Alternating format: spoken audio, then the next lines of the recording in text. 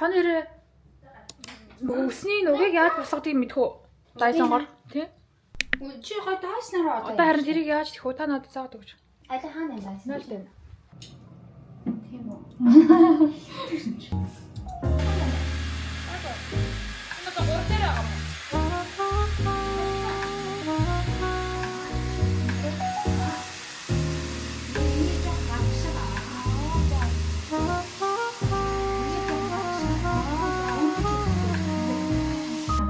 Нэг ингэж аваад тэр чинь ингэж орж ирсэн. Вау. Гайхалтай.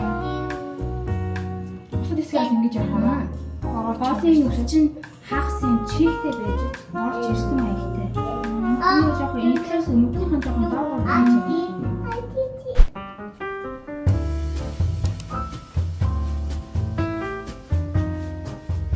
За бит хоёр City руу тренер ирлээ. Ажил амжуулах өдөр байгаа. Хоёр нэг хэдэн жилийн өмнө Тайванд сурахаар очиж тэнцээ 2 жил амьдарч ирсэн юм аа. Одоо бит хоёр Австрал визэнд орох гэсэн чинь Тайванд амьдарч ирсэн үед хэрэг төвөг хийж байгаагүй гэсэн цагдаагийн тодорхойлолт хэрэгтэйгээд тэгээд Сиднейд байдаг Тайваны эмбаси руу бит хоёр ирж ийн. Бороо шивэрсэн ийм өдөр болж байна.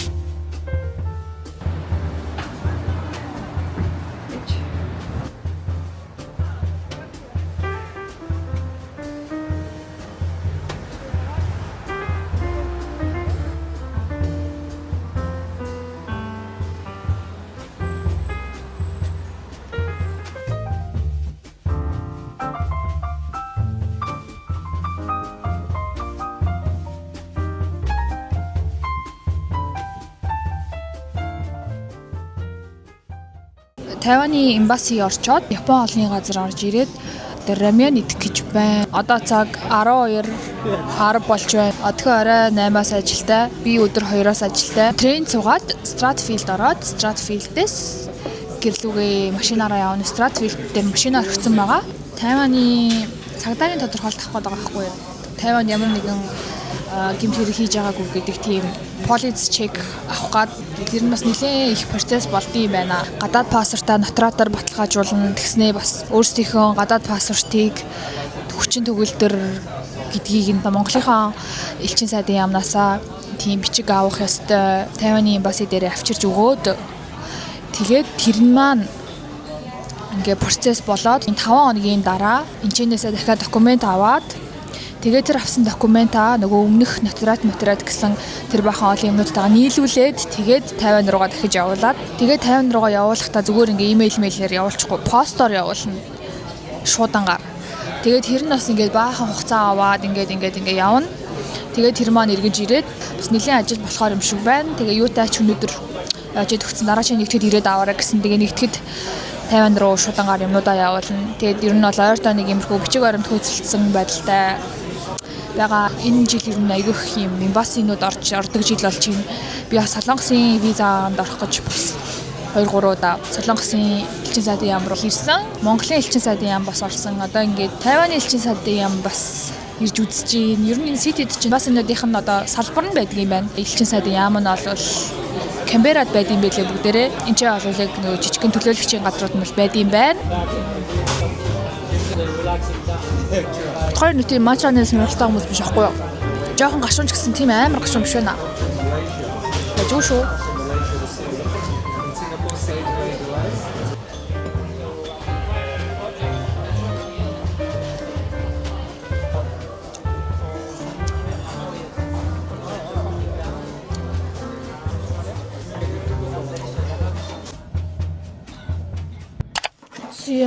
Машинда ороод ирсэн. Хүнсээ жоохон ахиухан аваад дээрэс нь би ус авах болохоор жоохон хүнд болох байх гэж бодож байна.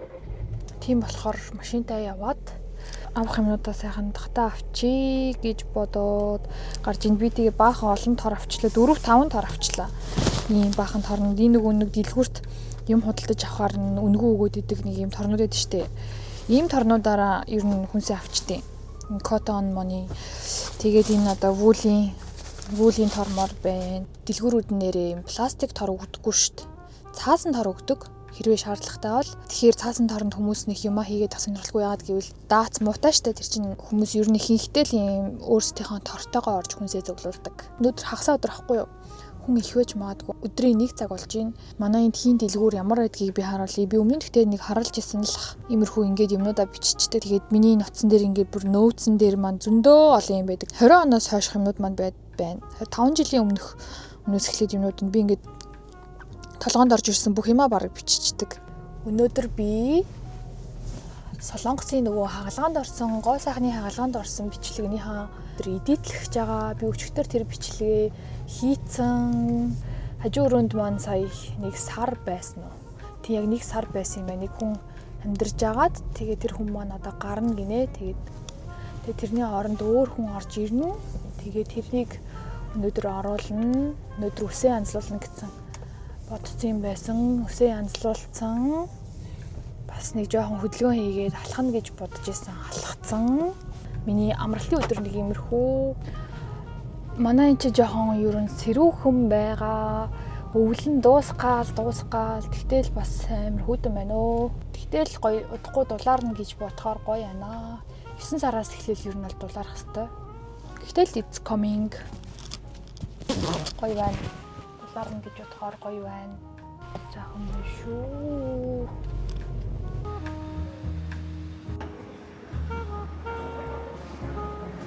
Миний ажиллах газар нь харагдаж байна.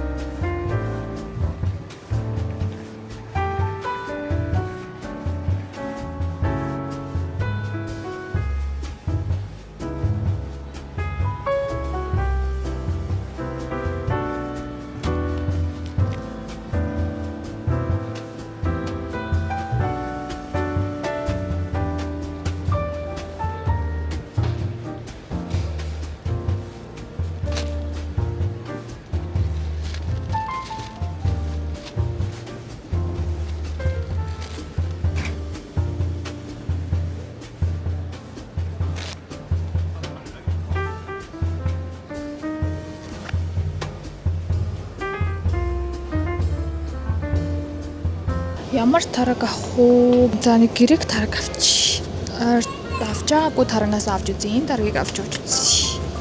Энэс аваад тэгээд нэг за жижиг тарагч хэрэггүй дээ. Нэг л тараг авчи дөө. Энэс авах уу? Эсвэл зүгээр томоор нь авах уу? Томоор нь авчихаар жоохон газ нь гарчаад гарах юм шиг санагдаад байгаа. Болохоор зүгээр ийм нэг авчи.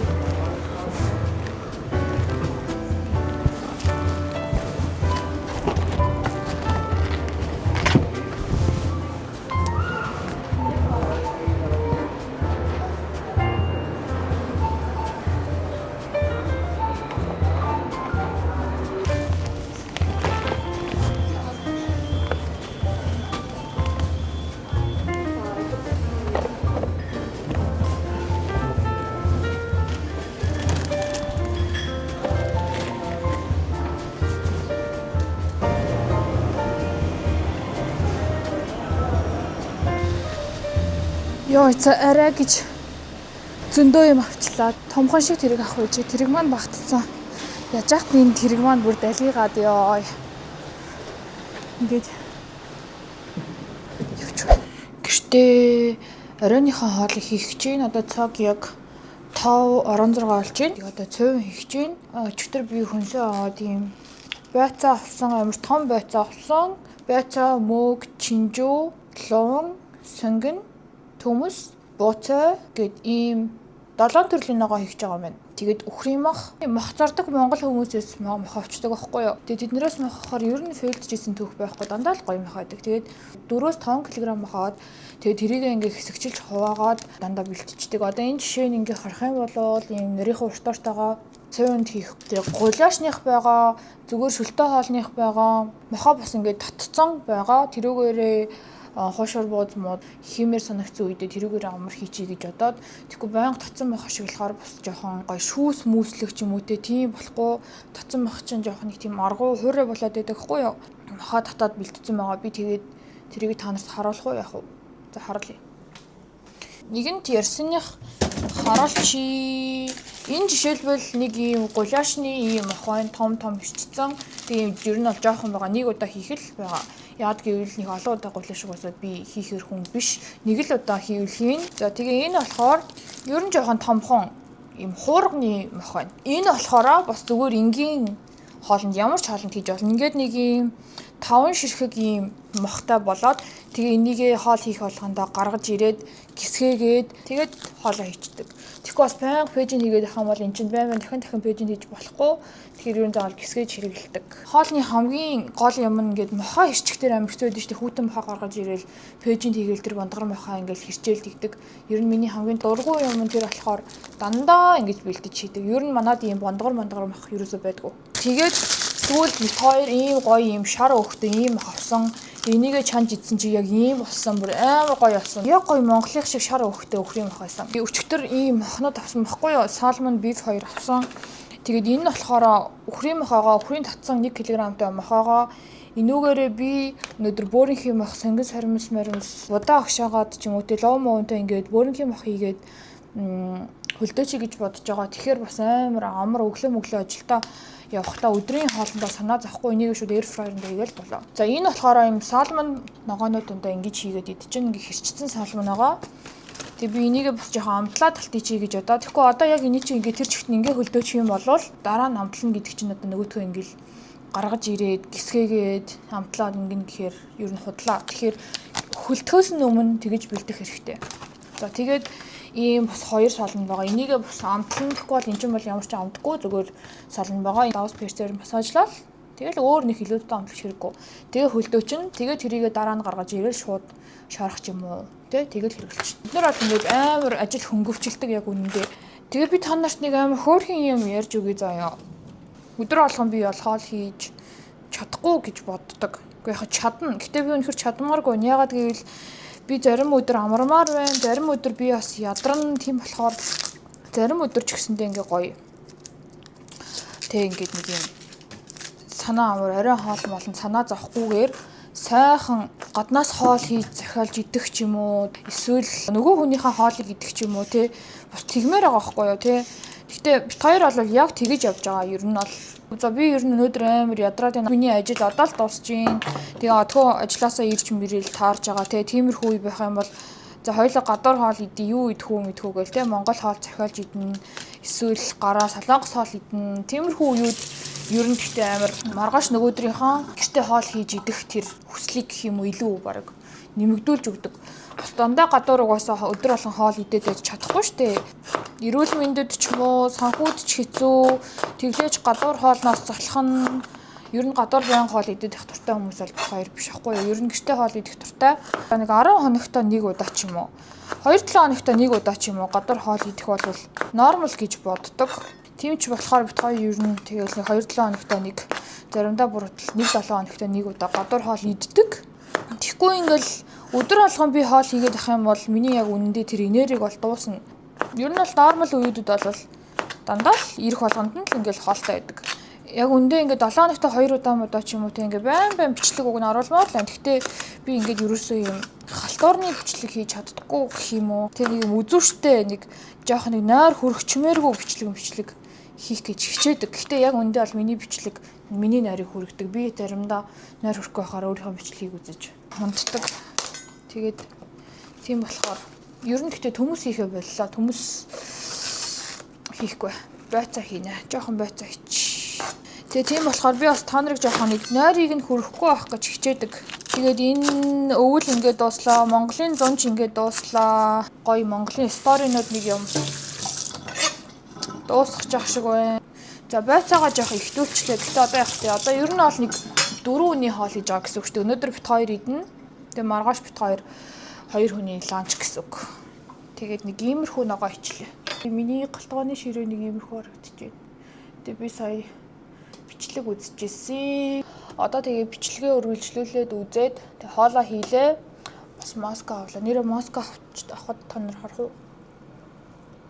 Миний давхрааны үйл явц нэг иймэрхүү хамар маань идгээд ер нь бол тунд ажгүй болоод байгаа.